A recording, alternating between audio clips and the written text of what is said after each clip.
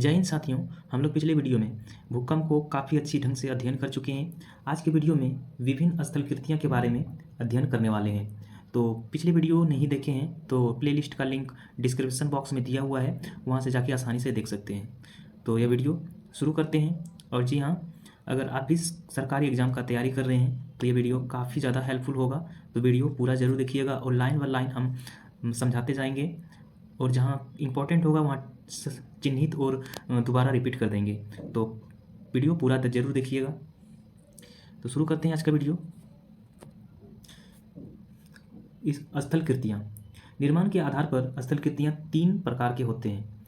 वो कौन कौन से होते हैं? वो पर्वत, पठार और मैदान। ये हमारे भूमि पर जितना भी है वो स्थलकृतियाँ में स्थल में ये 3 प्रकार के हैं। पर्वत हैं और पठार हैं और मैदान हैं। अब एक एक करके ये तीनों को पढ़ेंगे। पहले पर्वत को पढ़ते हैं। उत्पत्ति के अनुसार पर्वत 4 प्रकार के होते हैं। उत्पत्ति के अनुसार पर्वत कितने प्रकार के होते हैं? 4 प्रकार के होते हैं। पहले एक एक करके इसका भी पढ़ेंगे। पहले है ब्लॉक पर्वत।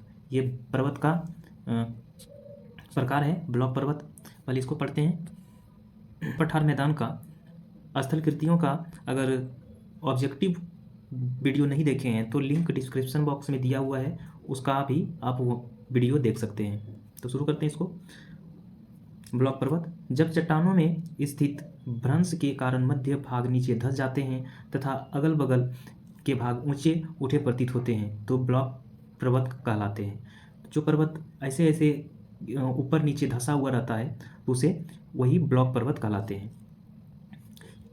ब्लॉक पर्वत कहलाते हैं। बीच में धंसे भाग को रिप्ट घाटी कहलाते हैं। बीच में जो धंसा हुआ रहता है इस तरह से तो उसे रिप्ट घाटी कहलाते हैं। इन पर्वतों के शीर्ष समतल तथा किनारे तीव्र भ्रंश कांगरों से सीमित होते हैं। इस प्रकार के पर्वत के उदाहरण हैं वांजेस जो फ्रांस में स्थित हैं, ब्लॉक फॉरेस्ट जो जर्मनी में स्थित हैं, साल्ट रेंज जो पाकिस्तान में स्थित हैं। ये सब जो पर्वत है वो ब्लॉक पर्वत का उदाहरण है। आगे है पर्वत निर्माण के विभिन्न सिद्धांत। पर्वत निर्माण जो हुआ है उसका सिद्धांत दिया हुआ है। वो भूसन्नति का सिद्धांत किसने दिया है? वो कोबर ने दिया है। तापीय संकुचन का सिद्धांत जेफ्रीज ने दिया है। महाद्वीपीय फिसलन का सिद्धांत डेली ने दिया है। महाद्वीपीय विस्थापन का फिसलन सिद्धांत वेगनर ने दिया है। संवहन तरंग का सिद्धांत होम्स ने दिया है। और आगे है रेडियो एक्टिविटी का सिद्धांत जो दिया है जोली ने दिया है। और प्लेट विवर्तनक सिद्धांत जो दिया है वह हैरी हैंस ने दिया है। तो इसको भी याद रखिएगा। आगे है दूसरा पर्वत के प्रकार। अवशिष्ट पर्वत। अवशिष्ट पर्वत ये पर्वत चट्टानों के अपरदन के फलस्वरूप निर्मित होते हैं, जैसे विंध्याचल एवं सतपुड़ा, नीलगिरी पर सारनाथ राजमहल की पहाड़ी जो भारत में स्थित है। ये सब जो दिया हुआ है ये अवशिष्ट पर्वत का उदाहरण है। आगे है संचित पर्वत। संचित पर्वत भूपटल पर मिट्टी, बालू, कंकड़, पत्थर, लावा के एक साथ स्थान पर जमा होते रहने के कारण बनने वाले पर्वत। रेगिस्तान में बनने वाले बालू के स्तूप इस श्रेणी में आते हैं। तो इस तरह से जो बनते हैं वो संचित पर्वत कहलाते हैं। अगला है वलित पर्वत। ये पृथ्वी के आंतरिक शक्तियों के धरातल के चट्टानों के मुड़ जाने से बनते हैं। लहरदार पर्वत हैं जिन पर असंख्यक उपनतियाँ और अभिन्तियाँ होती है, जैसे में हिमालय, आल्प्स, यूरोल, रॉकीज, एंडीज इत्यादि। ये सब जो है वो वलित पर्वत का ही उदाहरण है। नोट में दिया हुआ है विश्व के विशाल वलित पर्वतों का रचना आज से लगभग 30 मिलियन वर्ष पूर्व हुई थी। आगे है विश्व की सबसे लंबी पर्वत श्रेणी एंडीज पर्वत श्रेणी दक्षिण अमेरिका के पश्चिम तट पर स्थित है। यार ये सब बहुत इंपॉर्टेंट होंगे। विश्व की सबसे ऊंची चोटी माउंट एवरेस्ट जो 1848 मीटर कहाँ पर स्थित है? ये नेपाल में स्थित है। अफ्रीका का सर्वोच्च शिखर माउंट किलिमंजारो। अफ्रीका का सर्वोच्च शिखर कौन सा है? Mount Kilimanjaro. वो कितना है? वो 5895 मीटर। याद रखिएगा, जो तंजानिया में स्थित है, अफ्रीका के तंजानिया में स्थित है। वलित पर्वतों के निर्माण का आधुनिक सिद्धांत प्लेट टेक्टोनिक की संकल्पना पर आधारित है। जहां आज हिमालय पर्वत खड़ा है वहां किसी समय में टेथिस सागर नामक विशाल भू अवनति अथवा पुद्रोणी थे। दक्षिण पठार के उत्तर की ओर विस्थापन के कारण टेथिस सागर में बल पड़ गए और वह ऊपर उठ गए, जिससे संसार का सबसे ऊंचा पर्वत हिमालय का निर्माण हुआ।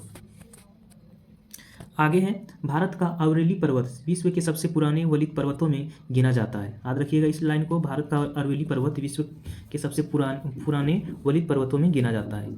इसकी सबसे ऊंची चोटी माउंट अब्बू के निकट गुरु शिखर है। इसकी समुद्र तल से ऊंचाई 1722 मीटर है। कुछ विद्वान अरवली पर्वतों का अवशिष्ट पर्वत का उदाहरण मानते हैं। इसको अवशिष्ट पर्वत का भी उदाहरण मानते हैं कुछ विद्वानों का कहना है। अब है पठार पर्वत हो गया। अब दूसरा नंबर में है पठार। धरातल का विशिष्ट स्थल रूप जो अपने आसपास के स्थल से पर्याप्त ऊंचाई होते हैं तथा शीर्ष भाग चौड़ा और सपाट होते हैं। सामान्यतः पठार का ऊंचाई 300 से 500 फीट होते हैं। कुछ अधिक ऊंचाई वाला पठार तिब्बत का पठार जो वेलिविया का पठार जो 12,000 फीट है, कोलंबिया का पठार जो 7,800 फीट है। पठार निम्न प्रकार के होते हैं। पठार जो निम्न प्रकार किस प्रकार के होते हैं? ये अंत्य पर्वतीय पठार पर्वतमाला के बीच बने। दूसरा बी नंबर में है पर्वतीय पद्य पठार।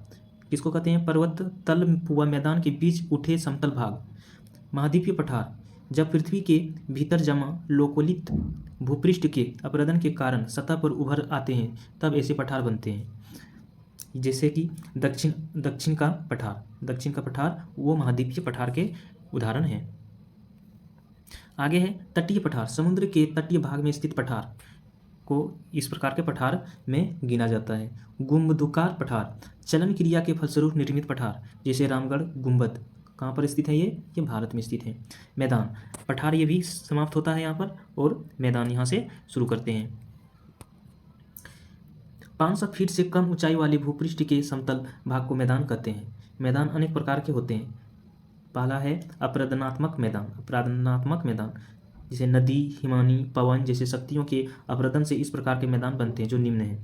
लोयस मैदान हवा द्वारा उड़कर लाई गई मिट्टी एवं बालू के कणों का निर्मित होते हैं।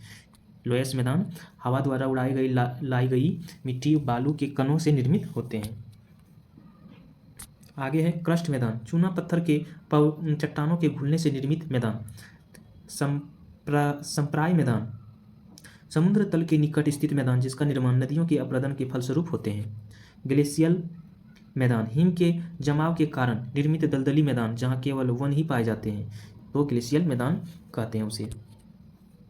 आगे है रेगिस्तानी मैदान वर्षा के कारण बनी नदियों के बहने के फलस्वरूप इसका निर्माण होता है रेगिस्तानी मैदान।